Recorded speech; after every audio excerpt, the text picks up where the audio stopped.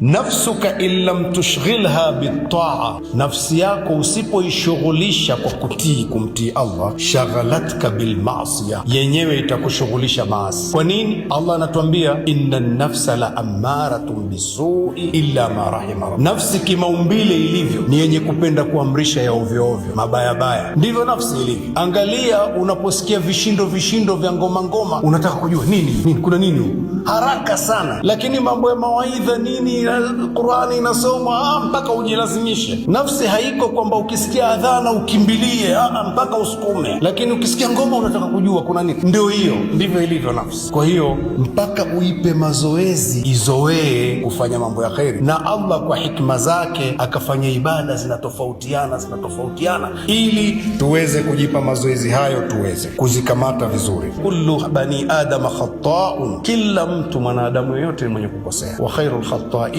at-tawwabun, na wale wazuri katika wanaokosea ni wale wenye kuomba msamaha wakatubu. Ni wazi tulipata fursa nzuri, na huwa tunazipata fursa nzuri za kufanya kheri, lakini pengine tunafanya sio kwa kiwango cha juu. Kwa hiyo tuwe tunamuomba msamaha Allah mara kwa mara, atupokee hivyo hivyo pamoja na mapungufu yetu. Tukiwa namna hii, tutakuwa tunaziangalia ibada zetu kwa jicho zuri, kuzihesabu, kuona ya Rabbi nipokee, ya Rabbi sijui nimepokewa, ya Rabbi naamini umenipokea. Kwa mtindo huu tutakuwa ni wenye kufanikiwa. Waman yatawakkal ala Allahi fahuwa hasbuh, yule ambaye huwa anategemeza mambo yake kwa Allah, basi ajue Allah anatosha. Kwa hiyo Allah ametuwekea utaratibu huu wa ibada zitofautiane moja baada ya nyingine, tuwe tuko karibu naye sana, na tuwe tunategemeza mambo yetu kwake. Ndugu zangu, huku kudumu kwa ibada moja ikaja nyingine, hii alafu inakuja hii, ukadumu kwenye wema, ukaufanya wema huu, ukimaliza unafanya wema mwingine, mfululizo namna hiyo.